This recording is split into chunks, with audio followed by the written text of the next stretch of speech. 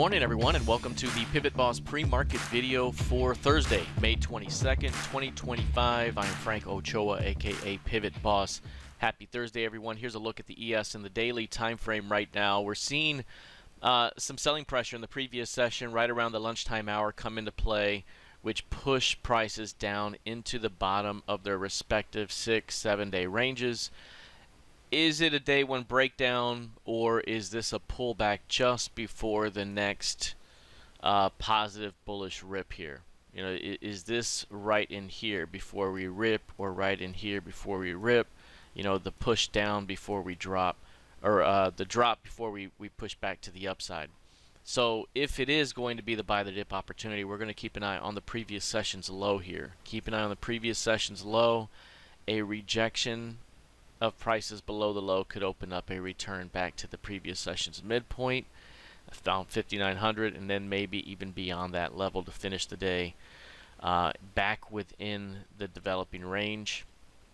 Again, the previous session's low is going to be the big level here, because if there's a failure to recover or reclaim that low here, then we could start quite the downward price discovery phase back toward 5,800, and likely even below there if that starts to play out. So keep an eye on that previous session's low. If it can reject that area, we have a shot to return back to the previous session's midpoint today, maybe even beyond it as this multi-day range continues to develop. Again, uptrending market, very bullish so far. We have had some counter trend rotations here in this move, and so far each one of those has been defended, and we've seen a rotation back up. That could change, of course, with a failure through 5,800, a failure at 5,800, and you start to rotate a bit back into the lower levels, perhaps back toward 5,500. All right, taking a look here at the NQ. NQ right now showing similar price action to the ES. We still have this range that's developing here. This is now a 7-day developing range. We're still trending up. A little bit of a pullback here. Again, this pullback very much in line with the modest pullbacks we've seen already, even sideways, and 1 day down here and back up. This bouncing here after a 2-day pullback. Do we fail at the previous session's low? And as we speak right this moment, we are seeing a reaction that has occurred below the previous session's low, and price is now back above that level. So rejecting that level opens up the previous session's midpoint from an intraday day trade perspective, and then you have maybe even across the range as that multi-day compression continues to develop. Overall, that range right there, when we do see a breakout, it will be significant. But again, do we get a breakout ahead of the weekend? That's going to be the big question here. Or do we rotate back up within the range and finish strong heading into a holiday extended weekend? All right, looking at crude oil. Crude right here down 1.5%. Big time rejection of prices above 64 yesterday. It was actually after hours where price rallied up to 64s. Big time rejection, and then dropped down afterwards. That's a huge rejection off 64s, and just one of many that has played out here recently.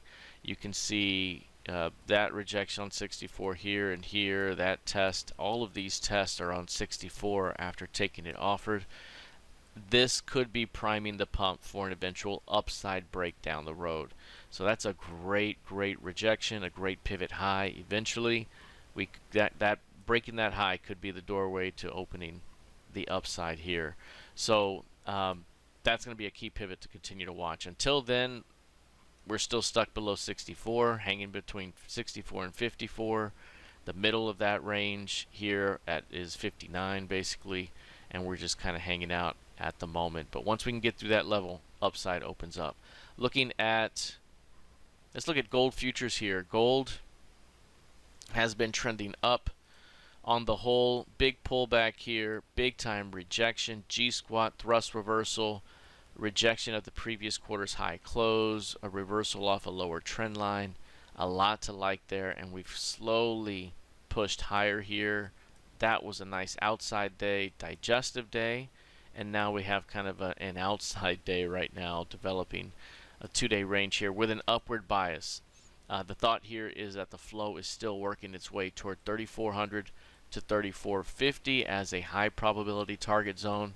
Once we reach that zone, it's going to be interesting to see, can price stay above 3,400 or do we make another rotation back down? So still flowing higher here overall on a swing basis in gold.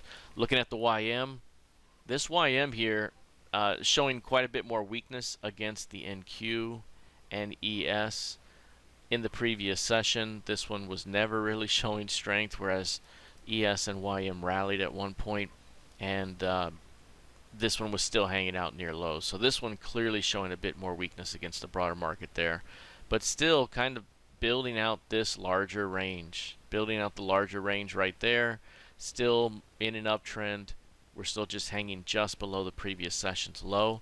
Again, previous session's low, key level to watch here. If there is a rejection of prices below the low, you're going to start to see a bullish thrust reversal signal and start to return back toward the midpoint, similar to that right there, as this thing rejects the low and returns back up.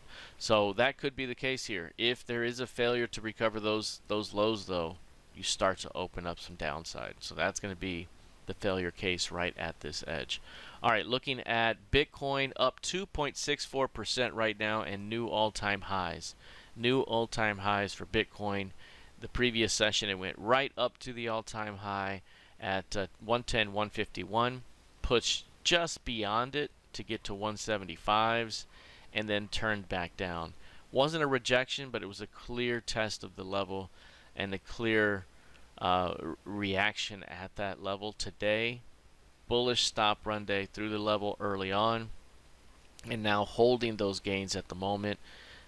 Very, very nice push through this zone, but can we hold on, or if better yet, extend to the upside? Can we extend? Because now we are just above a massive key range high. And do we see some sort of rejection come into play that turns prices back into the larger range below? So that's going to be something to watch. For right now, we are drilling to the upside, but this is the worry right here, is that you got that 110, you have, call it 90 right here, and you have this great trading range. This is your key range high right there, and we're above it right now. If we reject this area over the next day or two, do we turn back down within this range? That's the thought right here that could take place if a rejection plays out.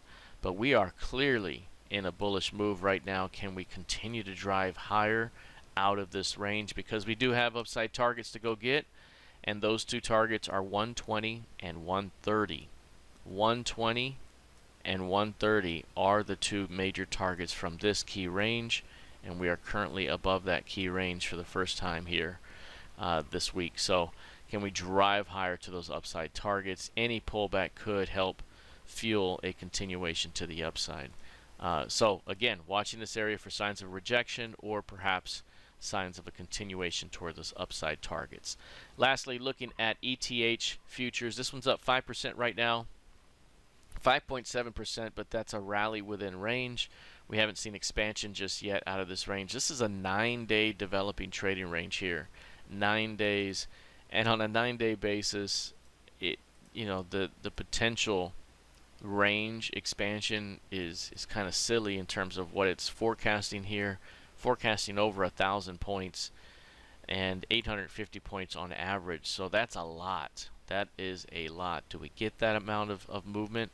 I mean, if we go get 1,000 points of range on a breakout, is it 2,800 leads to 3,800? That takes you back to the previous quarter's high in that case, and that would give you an outside quarter up after just a devastating Q1 for this particular coin here. So this one right now could be headed much, much higher on a very, very tightly compressed range that has a ton of energy that could release north of 1,000 points of range up ahead.